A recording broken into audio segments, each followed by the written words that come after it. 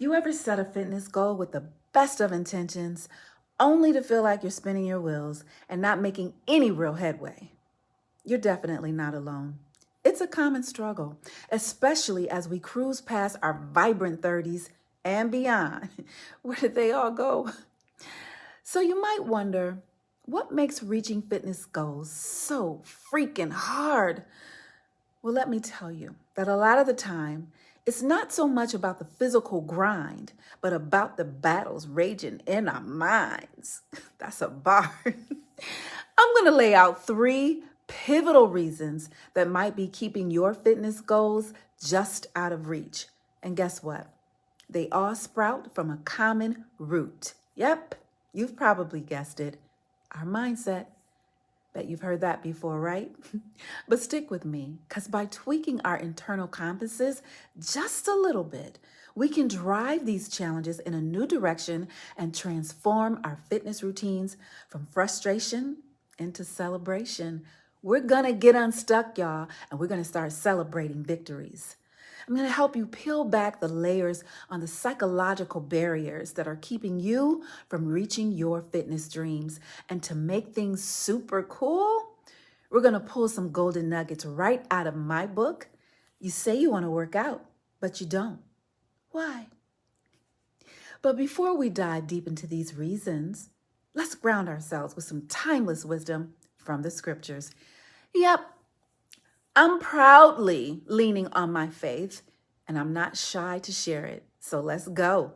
Proverbs 4:23. Above all else, guard your heart, for everything you do flows from it. This isn't just spiritual advice. It's down to earth practical. Our thoughts, our beliefs, essentially the core of our mental and emotional selves, sculpt every action we take. They keep a vigilant watch over our inner narratives, and believe me, they steer the course of our physical journeys like nothing else. Hang tight as we unravel these threads and knit together a clearer path, not just to setting goals, but I want you to smash them with intention and as much joy as possible. So let's get into it. Reason 1, the double-edged sword of success and failure in fitness. If you've ever stood at the crossroads of wanting to take your fitness game to the next level and found yourself hesitating, I know it can feel like standing on the diving board, knowing the water's fine, but then your toes just won't move. This hesitation stems from 2 profound fears, success and failure. Think about it. Fear of success in fitness? Oh, it's real. Success means change, new expectations, or maybe fitting into that beautiful dress you're eyeing at the store every time you pass by. It's thrilling yet terrifying. It's like being promoted to the CEO of your health. Exciting, but are you kidding? The responsibilities. Then there's the fear of failure, our familiar nemesis. It whispers doubts during late night junk food pantry raids. Y'all know about that. Then you start to doubt and ask, what if all this effort is for nothing? What if the scale mocks me despite all the salads I've been eating and the sweat I've been sweating? But here's a little secret, y'all, directly from 2 Timothy 1:7, where the Spirit God gave us does not make us timid, but gives us power, love, and self-discipline. This isn't just about spiritual fortitude. It's about harnessing that power and self-discipline in your fitness journey. So, how do we combat these fears? First, by calling them out. Identify them. Say them out loud. You know, there's power in naming your fears. Next, strategize like a chess master.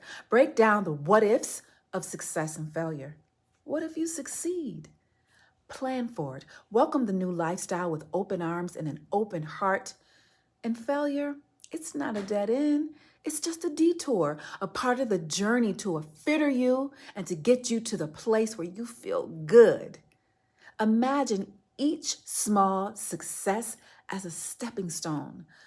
No one leaps to the top of a staircase in a single bound. We take it one step at a time.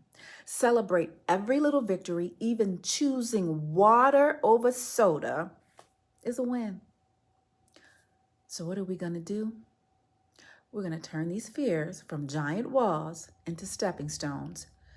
And we are going to do that with the spirit of power and self-discipline. We are going to create our fitness journeys that is filled with triumphs and a lot of learning about ourselves. I want you to know that at this crucial time of your life, you're finally the heroine, not the damsel in distress. So let it go. And that leads me to reason 2, the fabric of commitment in fitness. Commitment is as vital to your fitness as water is to a swimmer. Did you hear me? I'm going to say it again. Commitment is as vital to your fitness as water is to a swimmer. But I'm not just talking about scribbling your goals on a Post-it note. I'm talking about weaving them into the very fabric of your daily life. Imagine commitment as the electricity in your home. It's always there, powering everything subtly, but essentially. It's not just about hitting the gym. It's about choosing to take the stairs after a long day at work or swapping that slice of late night cheesecake for a yummy apple. It's these small, consistent choices that lead you to fitness success. Think of it this way. If your fitness journey is a garden, your commitment is the water and sunlight it needs to thrive. Neglect to water it or let it get sunlight, and well, you're just left with a patch of dirt. I think you're picking up what I'm putting down by now. And here's where it gets real. Integrating this into your life means more than just occasional bits of effort. You got to create a rhythm, a daily dance of choices that align with your health goals.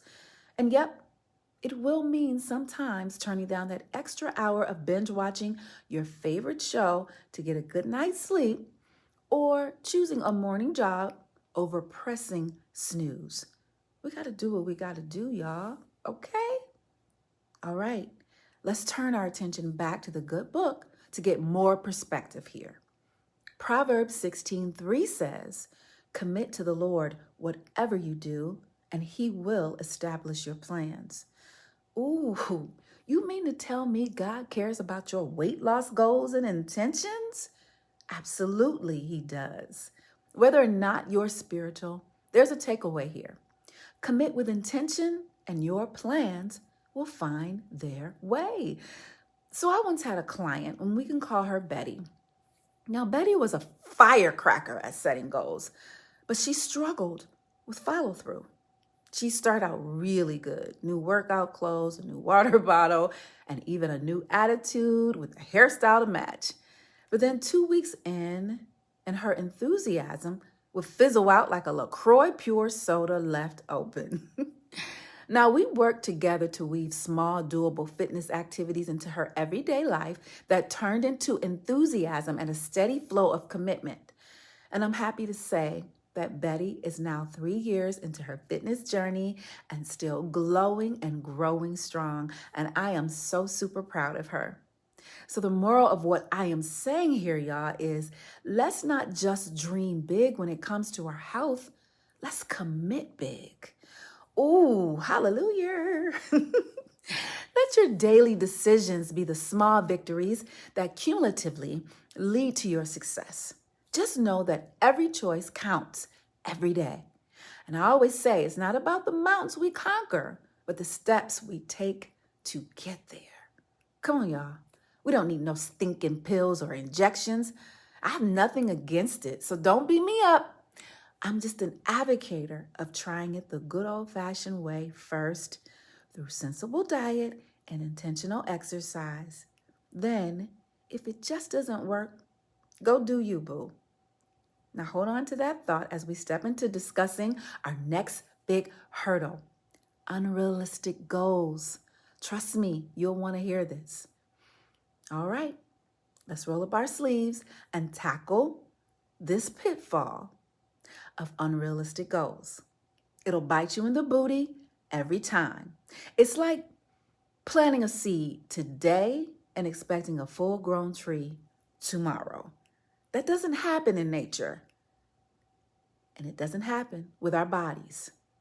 Just like the seed to tree, it is a process to be nurtured, and it takes time to become a tree. Give yourself time. Everything, especially our health, doesn't need to be such a hurry up and be an hourglass shape and right now.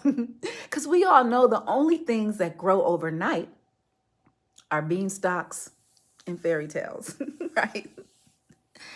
So here's where many of us stumble.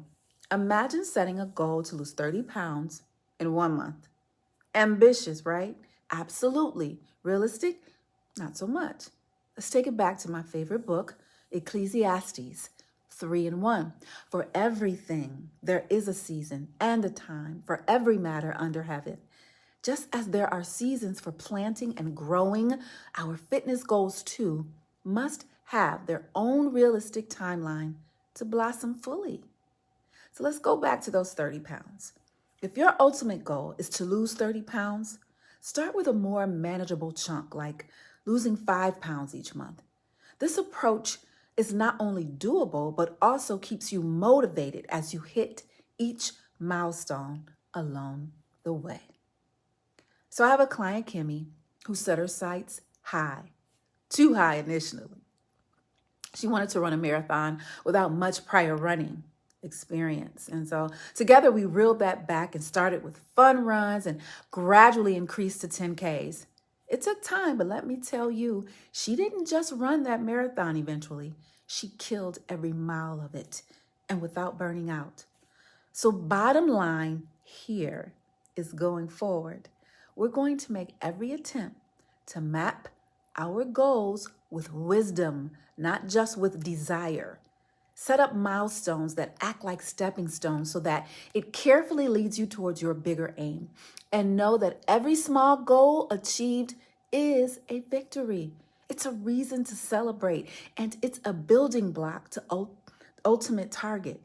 This is what I want you to remember. Setting realistic goals is never about lowering your sights. It's about aiming smart and staying true to your journey. So this way, you're not just dreaming big, you're living those dreams one achievable step at a time. All right? All right, queens.